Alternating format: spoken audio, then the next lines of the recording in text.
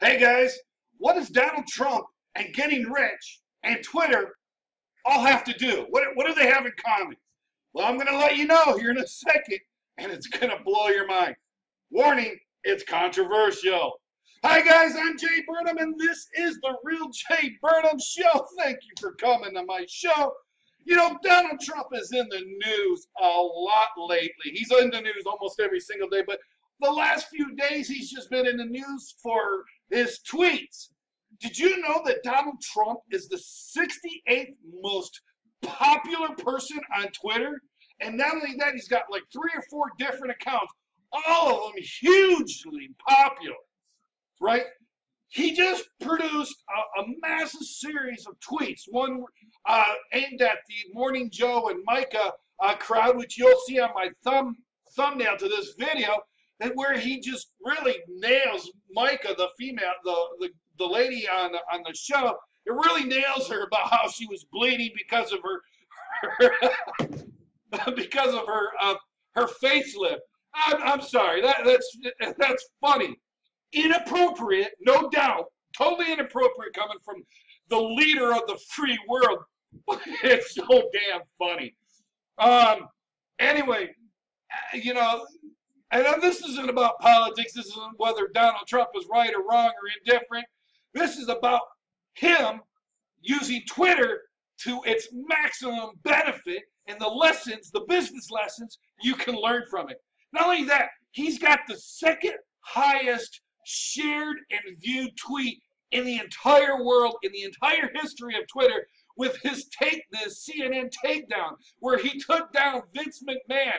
What he did is he took CNN's, he took the footage from him being on the WWE and body slamming Vince McMahon and beating the hell out of him on a WWE show, right?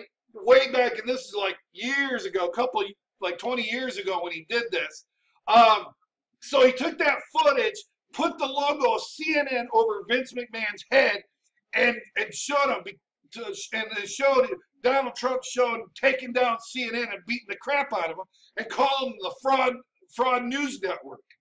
Now that is just hilarious, and of course the liberals and the CNN are just going dog crazy over this. I mean, they're just going rabidly crazy over this.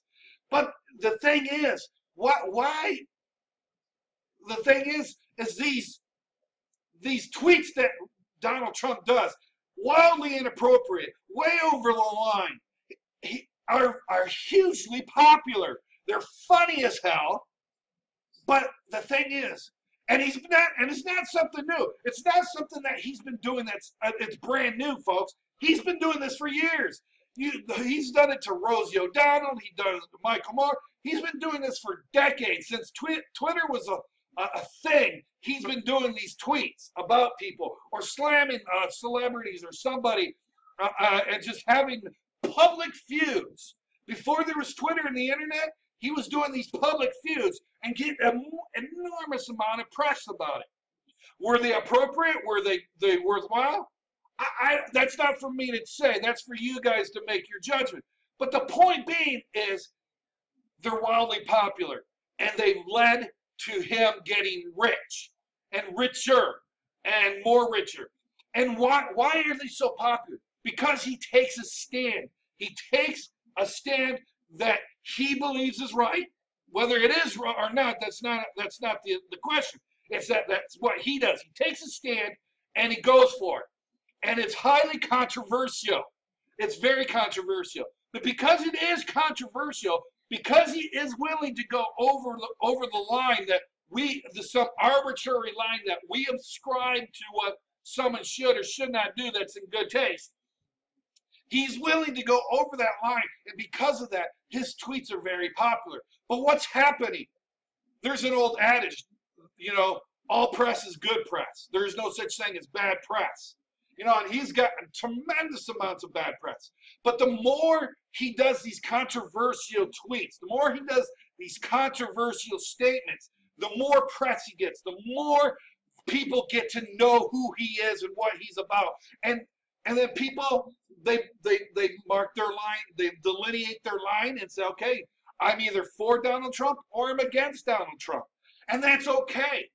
It's okay that you have a group of people that are actually against you. And it's okay that you get a rabid fans that are for you. It's actually okay. Now, again, this isn't about whether it's right or wrong.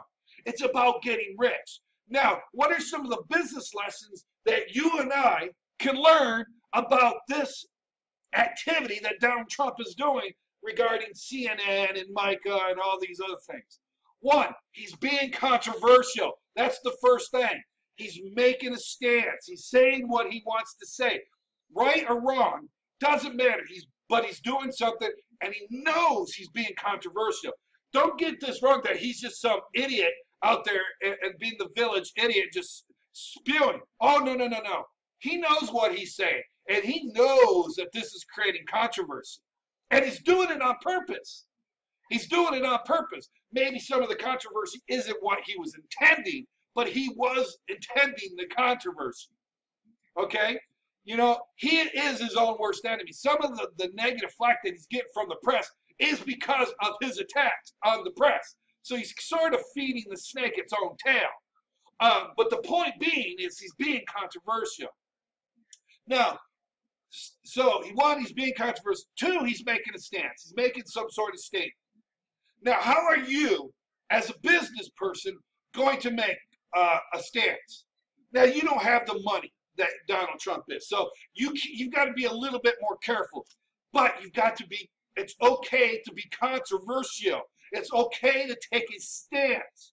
But before you take a stance, sit back and go, okay, what is the effect that this is going to have, and what is the effect that I'm willing to endure? All right, before you make your stance, all right? You've got that. There's, you know, I'm a conservative. I listen to the conservative lines. I'm not a liberal. I'm just me politically. So I'm going to use some conservative people. There's a guy that's on the show with John Cena right now called True Grit. His name's John Burke. He is an Army drill sergeant. He was a former drill sergeant in the United States Army.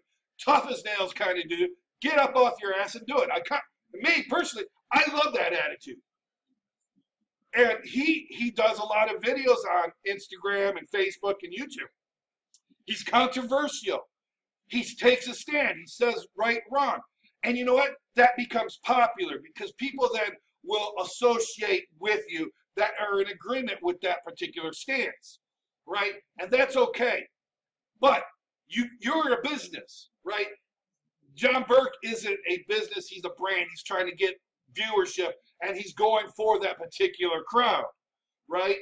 But here's a good example of a brand that is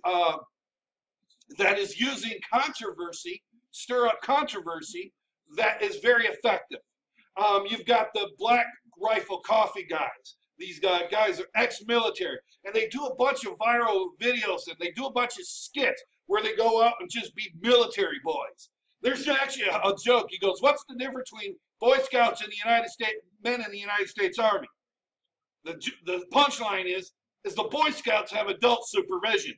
Okay, so you know, they're just boys being boys, doing what military gung-ho military boys do. And you know, me being an old Army guy, I think it's hilarious. I think it's funny, but they're taking a stance.